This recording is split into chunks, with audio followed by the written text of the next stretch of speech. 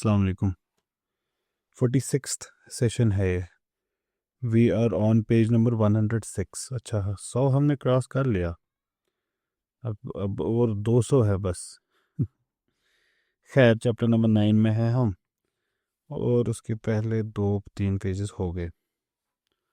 हम पिछली बारी जब मिले थे तो we were looking at the reasons for Meccan opposition. Why would they oppose? And we saw the fundamental problem was the attack on identity. Elders, ancestors, unka respect. What happens after that?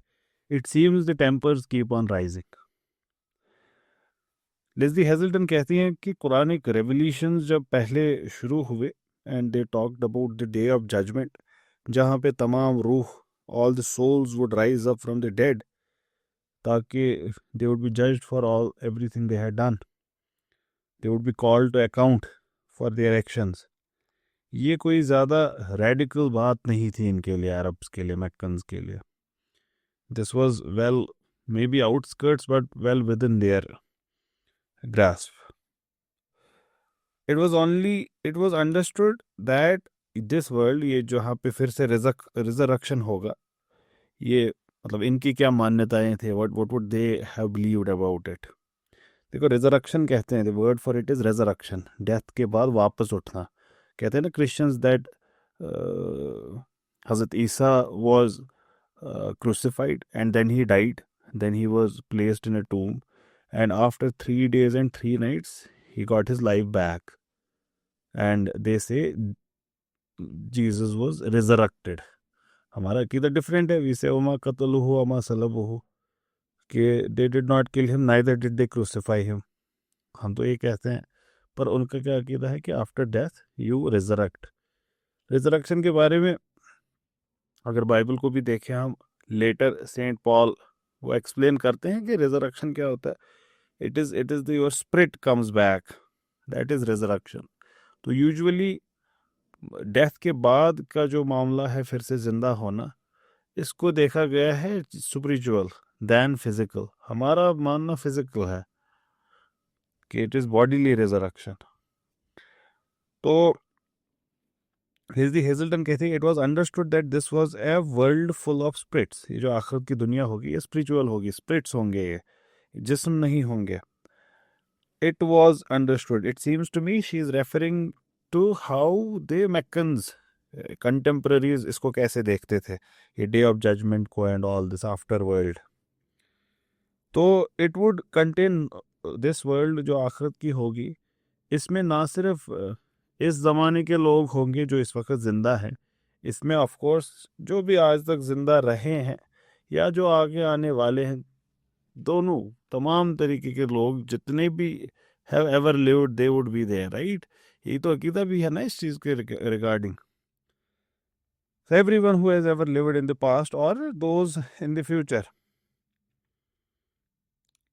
तो कहते हैं आगे कि even though Muhammad sallallahu alaihi wasallam critics took the idea of resurrection literally, this was not what really disturbed them. ये जो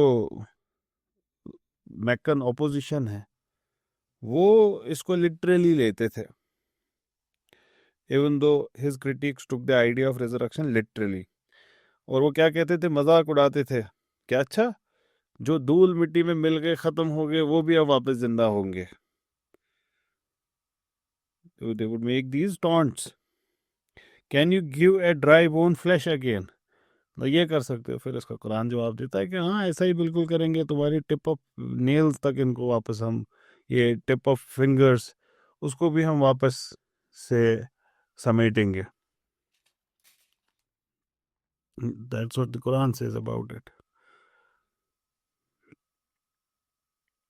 It was Lesley Hazleton ये भी कह रही हैं साथ में कि लेकिन ये जो था ये this was not fundamentally they had a problem with, लेकिन इसमें जो वो देख रहे थे ना वो डिसरेस्पेक्ट फॉर, ये बात मेरे रिजरेक्शन वाली बात में disrespect for the elders, that was intolerable for them. क्यों? क्योंकि अब जब ये आखिरत होगी तो होगा क्या फर्दर, इनका क्या होगा, ये जो फोर फादर्स हैं इनके मैकन्स के, They would be companions of fire. ये जो ट्राइबल फोर फादर्स थे, इनको क्या समझते थे? Ignorant. The revelations would call them ignorant. जहालत के वक्त के लोग. Worse than this, not just that they were ignorant, worse than this was they would be paying for their ignorance now in the akhirat. इसको compare कीजिए with true मोनोथीइस्ट्स like हजरत इब्राहिम, जिनको हनीफ कहा गया है. दे वर ऑनर्ड, ये अच्छे लोग हैं, good people, these are prophets. लेकिन वो जिन्होंने तस्वुर खुदा को रिजेक्ट किया था, they would be the companions of fire. हजरत इब्राहिम कंपेनियंस ऑफ गार्डन, उनको मानने वाले, उनके रास्ते पे चलने वाले, companions of garden, companions of paradise. But these people, Meccans के एंसेस्टर्स, कंपेनियंस ऑफ फायर. और what made the problem bigger, कि जिसकी मौत हो गई वो अब क्या कबूल करे? उसकी तो कोई पॉसिबिलिटी नहीं है कि वो अब फिर से इसको कबूल करे. तो जो खिलाफ है, they would take this to mean कि उनके फादर, उनके forefathers, they are condemned ipso facto to be companions of fire. They are by definition in fire and they are going to stay there. There is nothing you can do about it. And this would have been an ultimate insult for them. Leslie Hazelden कहती है, literally go to hell. This is what has been said about them. Leslie Hazelden कहती है, हम ये कह सकते हैं कि एक शख्स who has been orphaned before he was born, उसके लिए बहुत ज़्यादा डिफ़िकल्ट नहीं होगा to abandon the ways of fathers. लेकिन अनइंटेंशनली हुजूर सल्लल्लाहु अलैहि वसल्लम के जो इमीडिएट एंसेस्टर्स भी थे, उन्होंने भी, they had also let him down, leaving him adrift when the whole point of his culture was to be well moved. Whole point of the culture was to put you in a tradition, to put you in a lineage, to anchor you to a tribe, to a clan. But he had been left. लेकिन उसके बावजूद what he was preaching, it went far beyond the matters of personal identity now. इनसे पहले एक और पैगंबर थे, 6 सदियां पहले, हजरत ईसा की बात हो रही है. Far to the north in Galilee, वहां पे थे हजरत ईसा. ये भी उन्हीं की तरह अपने आसपास के लोगों को कह रहे थे कि ये फैमिली, ये क्लान, ये ट्राइब, ये कौमियत, ये नेशन, इस सब से ऊपर उठो, ऊपर उठो तुम्हारी तमाम आइडेंटिटीज से. Have loyalty to one God, stay there instead of everything. हजरत ईसा ने कहा था अपने दौर में, ये बाइबल को कोट कर रही हैं, ये बाइबल के बड़े मशहूर कोटेशंस है. तो उन्होंने अपने दौर में कहा था कि I have come to set a man at variance with his father. और फरमाया था कि अगर कोई शख्स मेरे पास आता है, and hate not his father and his mother and his wife and his children and his Brethren and his sisters and even his own life, वो कोई मेरा फॉलोअर नहीं हो सकता. और हुजूर सल्लल्लाहु अलैहि वसल्लम बड़ी नजदीक बात कर रहे थे इसी के, कि none of you would have faith till you love me more than anyone else, your father, your mother, your sister. That means you are face losing everything.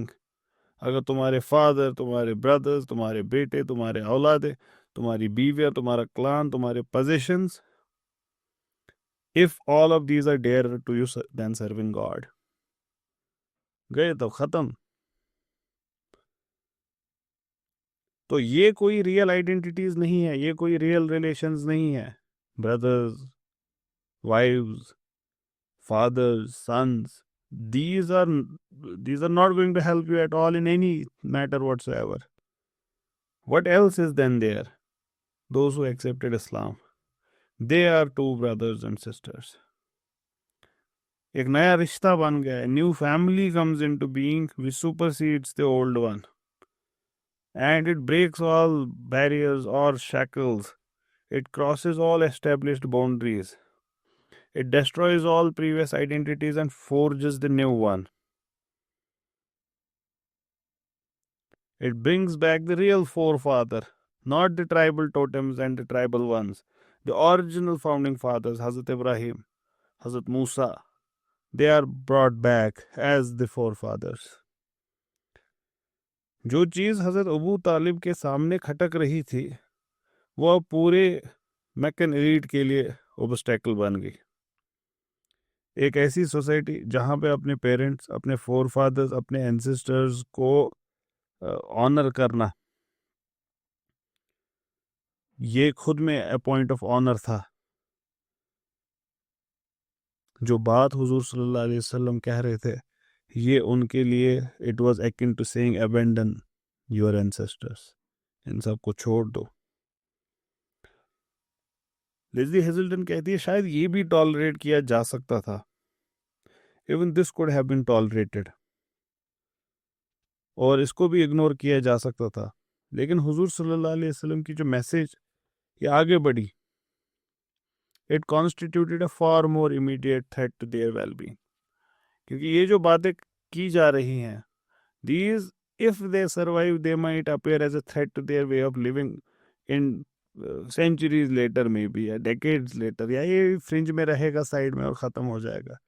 लेकिन कुछ और भी बात है जो इससे भी बहुत आगे बढ़ रही है और उससे भी ज़्यादा थ्रेट कर रही है इमीडिएटली।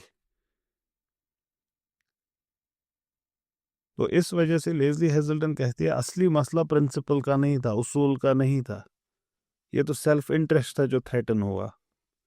अक्सर सेक्युलर हिस्टोरियंस का मामले को देखने का, किसी भी मामले को देखने का फंडामेंटल तरीका होता है इकोनॉमिक। कार्ल मार्क्स के आने के बाद अगर कुछ न हुआ तो कम से कम इतना हुआ कि इकोनॉमिक फाउंडेशंस ऑफ सोसाइटी को one of the fundamental things में से माना गया कि सोसाइटी क्या रंग लेती है, किस डायरेक्शन में जाती है, कौन से मामलात करती है, इसका फंडामेंटली लेना देना इकोनॉमिक स्ट्रक्चर के साथ है। Karl Marx would not just say that, Karl Marx would go on to say कि इकोनॉमिक्स के साथ ही लेना देना है। कहने का मतलब ये जो आप लिबास की बात करते हैं, आइडियल्स की बात करते हैं, थेरीज की बात करते हैं, वैल्यूज़ की बात करते हैं, मजहब की बात करते हैं, जेंडर रोल्स की बात करते हैं, कानून की बात करते हैं, महीशत की बात करते हैं, जो भी जैसा भी एक वक्त, एक एरा, एक ज़माने में हो रहा है, वो डिपेंड करेगा इस कौम की जो महीशत है वो कैसे रन हो रही है उस पे। And to be precise, he isn't saying महीशत कैसे चल रही, he is saying means of production कैसे हैं, किसके हाथों में है, किस तरीके से मैनेज होते हैं, वो बताएगा। बाकी सारा यहाँ के आइडियल्स, वैल्यूज, सोशल स्ट्रक्चर वगैरह क्या होगा।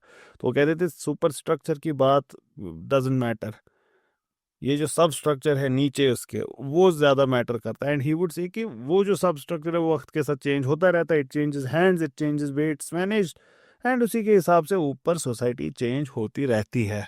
There are too many flaws in this that we can count right now, लेकिन इसके प्रोपोनेंट्स भी हैं, proponents as well who believe Marx got it right, if not entirely, then mostly. But one thing that needs to be said, पहले तो he is not an absolute idiot, Karl Marx. He knew stuff, right? At least some of it he knew. तो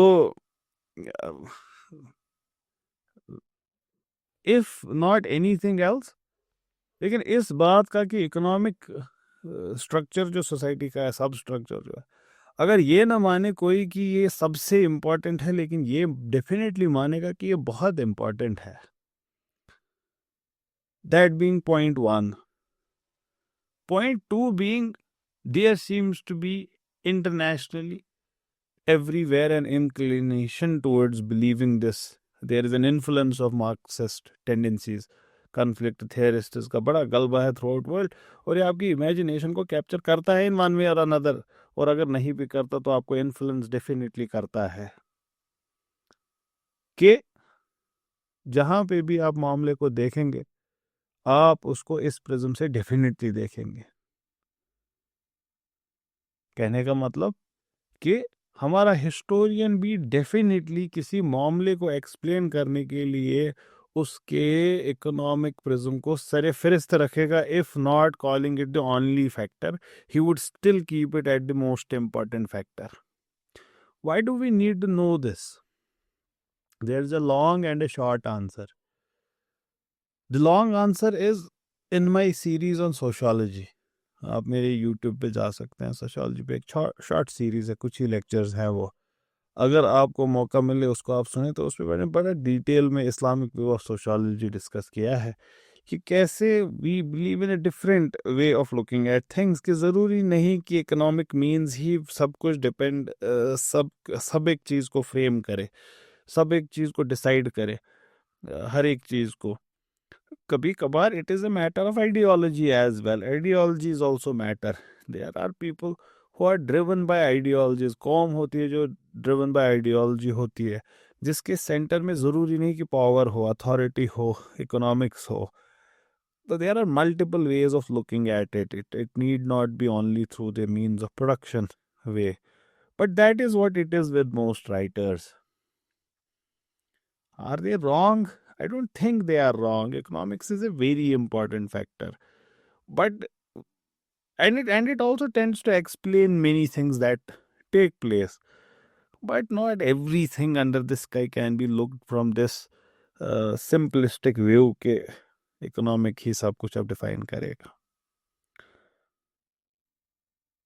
The real issue was not of principle but of self-interest. यही power that was threatened. ये economic interests were threatened. Lesley Hazleton कहती हैं कि ये जो हमने ये बात की कि फोर फादर्स वगैरह की इज्जत एंड ऑल, वो नहीं था मसला. असली मसला तो अब आ रहा है.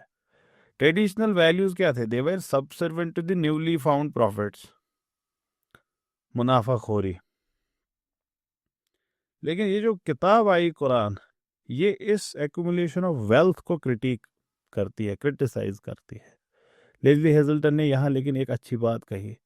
अक्सर लोग ऐसा समझते हैं कि इस्लाम, बड़े सारे लोगों का ऐसा मानना है, और ये फिर से यही मार्क्सिस्ट थॉट का सब कॉन्शियस पे हमारे इन्फ्लुएंस है कि लोग वेल्थ को ही, उसी की नफरत करने लगे हैं. और दूसरा खेमा जो है वो वेल्थ की ही इबादत करने लगा है. कहने का मतलब, देयर इज़ अ ग्रुप जो जिंदगी ही उसकी घूमती है दौलत के अराउंड. दौलत कमानी है, पैसे कमानी है. और दूसरा ग्रुप है जो इनकी क्रिटिसिज्म, इनके खिलाफ खड़ा होता है, and usually for the lack of it, कि उनके पास कम होता है. वो इस मामले से ही नफरत करते हैं, दौलत के मामले से. कि उनको लगता ही है अगर किसी के पास दौलत है, आपके अराउंड जो लोग होंगे अगर किसी दौलतमंद को देखेंगे तो क्या बोलेंगे? ए इमची में चुर पोस, खबर क्या चोर छोस मत कर. ये सब कॉन्शियसली होता है उनके, कि चोरियों से ही पैसा बनता है, कि ईमानदारी से नहीं बना होगा. हकीकत कहीं बीच में है इन दोनों के, जो लेज़ली हेजल्टन ने भी बताया. कहती कुरान का attack was on accumulation of wealth for wealth sake. Yes exactly, this is what is abhorred in Islam. कि आप दौलत को, उसकी इबादत करो, उसको खुदा समझो, कि दौलत दौलत के सेक, इसी के लिए है. ये हर जगह अप्लाई होता है. बड़े सारे लोग अकीदा पढ़ते हैं, अकीदा बुक, किस लिए? क्योंकि अकीदा की किताब पढ़नी है. सीरत फॉर द सेक ऑफ सीरत, books for the sake of books, पढ़ाई फॉर द सेक ऑफ पढ़ाई. ये नए खुदा हैं हमारे दौर की ये सारी चीज़ें. हम किस लिए करते हैं कोई भी चीज़, जो जो भी हम करते हैं किस लिए करनी चाहिए?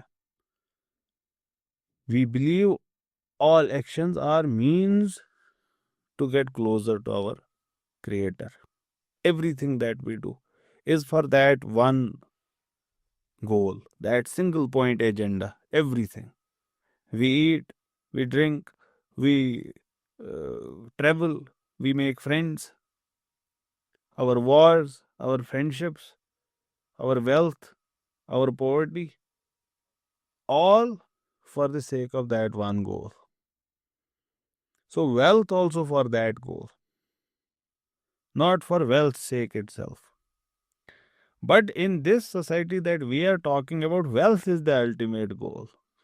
And Quran's attack is on the center of their ethic, the fundamental value they carry. And now it is attacking what their elite wanted to be for granted in this society. और ये उस injustice को expose कर रहा है जो इस society का फैब्रिक बन चुका है.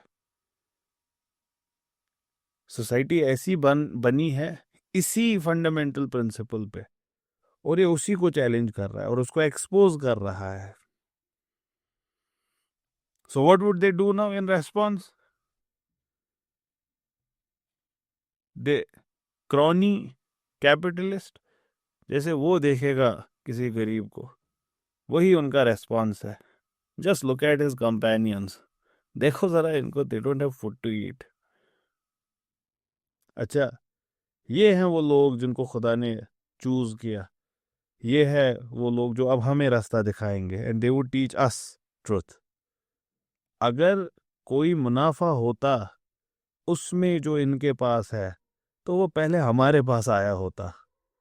मुनाफे की चीज हो और पहले इनके पास आए, हमारे पास ना आए. जो यहाँ के इतने बड़े दिग्गज हम हैं, मुनाफे की चीज इनके पास आई, मेरे पास नहीं आई. इसमें कोई मुनाफा नहीं है. It would have gotten hold, we would have gotten hold of it before. They would not have gotten hold of it before us, अगर ये मुनाफे की चीज होती. इनकी बातें बिल्कुल गलत है.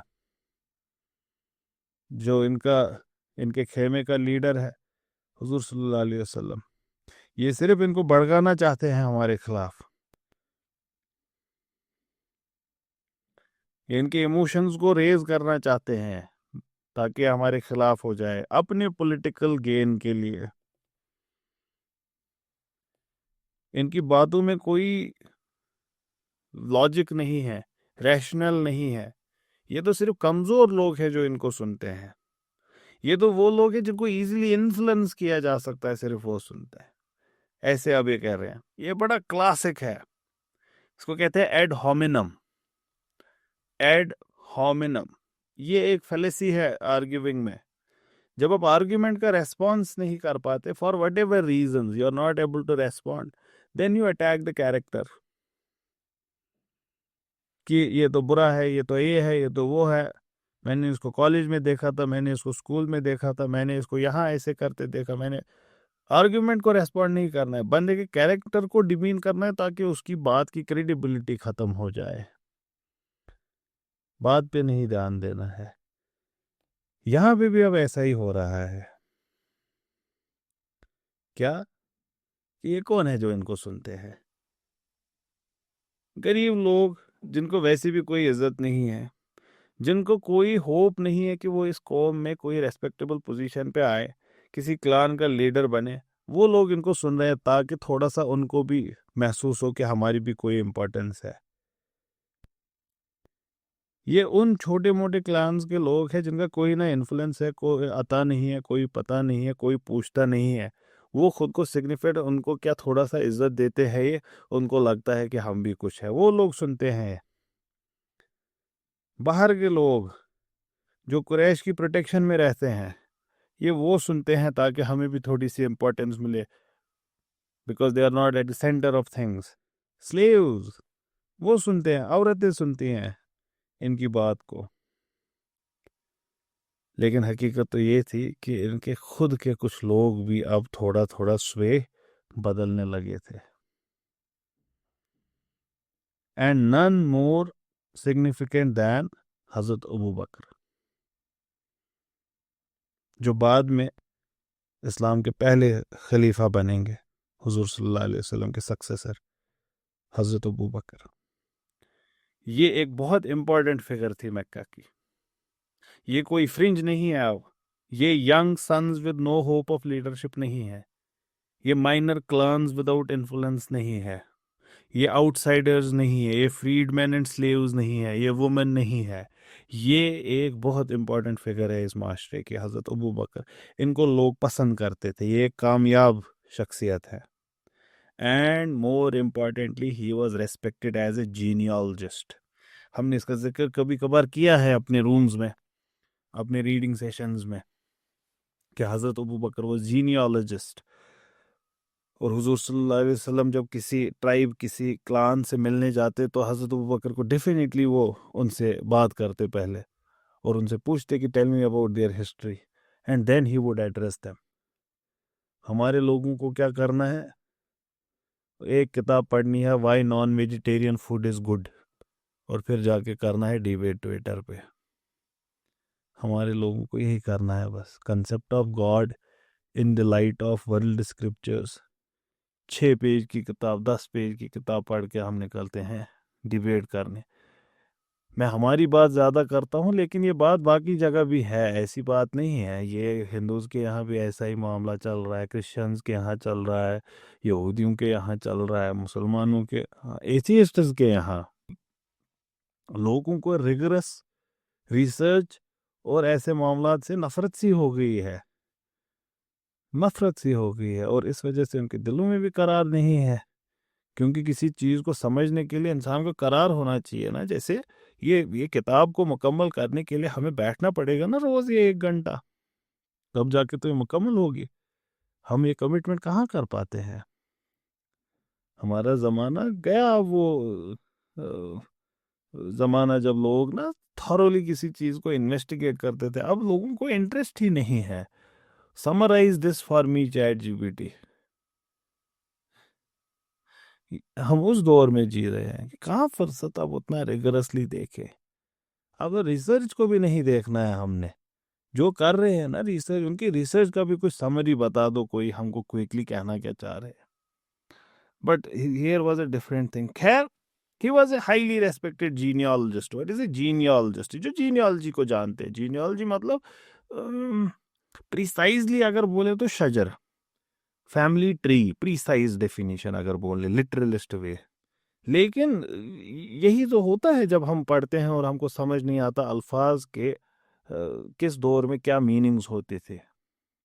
हमारे वक्त में genealogist is one who tells us आपके फादर ये थे, उनके फादर है, उनके फादर है, उनके फादर है। That's a genealogist for us. That is a genealogist for us. इसको कंपेयर करें विद इसको कंपेयर करें आपसे आयरन स्मिथ। हमारे वक्त में अगर मैं आपसे बोलूंगा XYZ was an iron smith, आज से 1500 साल पहले, 2000 साल पहले, let me use a name, Harun, who lived in 4th century Jerusalem, was an ironsmith, the biggest ironsmith in the city of Jerusalem.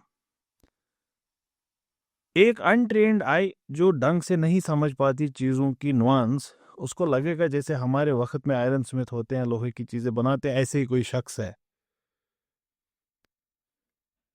लेकिन ये हकीकत नहीं होगी।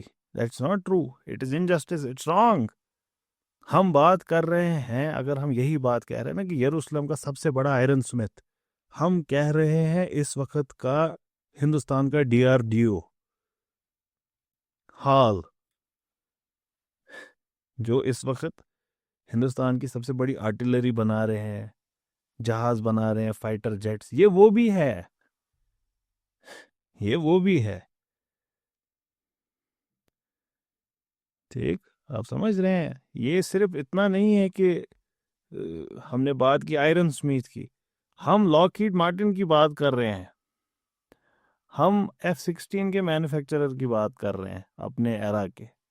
वैसे ही जब हम कहते हैं हज़रत अबू बकर ये जीनियोलॉजिस्ट थे, तो लोगों को लगेगा हमारे वक्त के जो अंग्रेजी समझते भी हैं, इसीलिए इसमें बड़ा लेसन है आपका कि कैसे लोग कुछ नहीं समझते, पढ़ने के बाद भी बड़ा अफसोस है कि यू माइट थिंक कि he knows the father of so and so is the father of so and so is the father of so and so, ऐसे करते करते the person in front of us. But no, this means he holds key to the most important knowledge in the society. He is a historian. He is a historian. He is a public record keeper. He is a public record keeper. ये सारी चीजें इस एक word जीनियोलॉजिस्ट में। हमारे era में सिर्फ शजर, लेकिन उस एरा में जो चीज इनके पास है, ये सबसे वैल्यूएबल चीजों में से एक है। if not the most valuable. So his expertise is of prime importance in a culture that places such emphasis on lineage. इन्हीं के पास है तकदीर ज़माने की, हज़रत अबू बकर के पास। तो इस वजह से मक्का के सबसे बड़े हिस्टोरियन भी हो गए अब। क्यों? Because he is the one who would be determining all important ancestry, the kinship, कौन किन के रिश्तेदार हैं, हाउ एंड व्हेन, कौन किन के दुश्मन है, how and when, everything this person determines. तो इस शख्स, ऐसी शख्सियत ने जब फॉर्मली इस्लाम कबूल किया, जब ऐसी शख्सियत कहे कि there is no God but God and Muhammad सल्लल्लाहु अलैहि वसल्लम इज हिज प्रॉफिट, तो ये बात अब सिंपल नहीं रही। क्योंकि आर्ग्यूमेंट क्या था? ही डिसरेस्पेक्ट्स एंसेस्टर्स, और एंसेस्टर्स का इल्म रखने वाला सबसे बड़ी जो शख्सियत है वो खुद कबूल कर रही है इस शख्स को। तो this acceptance, through this acceptance, he very publicly gave the lie to the argument that Muhammad sallallahu alaihi wasallam was dishonoring the fathers and forefathers. इस वजह से इस इंसिडेंट के बाद, हज़रत अबू बकर के इस्लाम कबूल करने के बाद, इस्लाम जनरल टॉपिक ऑफ कॉन्वर्सेशन बना मक्का में। Everyone talked about it. हज़रत अबू बकर का कॉन्वर्जन इस हर की इम्पोर्टेंस रखता है। It becomes talk of every home, Ibn Ishaq कहते हैं। Would the Meccans tolerate one more conversion like this? Of course not. Because you don't know कि ये कितना एस्केलेट होगा अब इसके बाद। ये ऑलरेडी बहुत एस्केलेट हो गया है। हज़रत अबू बकर has accepted it. They would not tolerate any more defections. Defection कहते हैं दल बदलने को। अभी तक उनके साथ खड़े थे, अब हुजूर सल्लल्लाहु अलैहि वसल्लम के साथ खड़े हैं। तो ये जो रूलिंग एलीट है मक्का की, they start moving, mobilizing. Proper एक एफर्ट है अब इसमें। अब सिर्फ ये बात नहीं है, अब चैनलाइज हो रहा है effort. If they would not annihilate them, end them, they would at least try their best to keep them as a despised minority, जिनसे सब नफरत करें। कॉर्नर्स में रखें इनको ताकि ये उभरे ना। Let them remain an endangered one which would finish with time and get extinct. इतना तो ये करेंगे अब। And the point is Abu Talib. Pressure begins to mount on Hazrat Abu Talib. How? Disown him. Whom? His nephew, Prophet Sallallahu Alaihi Wasallam. Now this is not a mere point, disown him. Disowning means expelling the person from the family, from the tribe, from the clan. That he is no more Banu Hashim. And once again, it does not mean just the meaning of these words. It means things beyond that. It means leaving him without a protector, leaving him without a protection. That means his blood is allowed, is legal. A person who can be legally killed. They are not just saying to disown him. Why on earth would they care?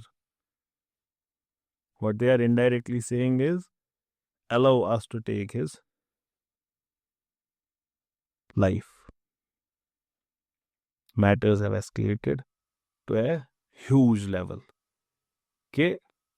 We are not able to tackle it. People are converting. They are listening to him. And now even Hazrat Abu Bakr has. We cannot afford it. तो ये pressure हज़रत अबू तालिब पे बनने लगा कि expel him from the clan. और इसकी meaning किसी को समझाने की ज़रूरत नहीं थी, सबको पता थी। Expulsion would make Muhammad a man whose blood was licit, not illicit. A man who could be killed legally without fear of retribution. An eye for an eye, a tooth for a tooth नहीं, A person without a protector, if he is killed, there is no repercussion. That's what they are doing. And Abu Talib would find himself in a tough situation. What happens after this, we'll look at it next time, inshallah.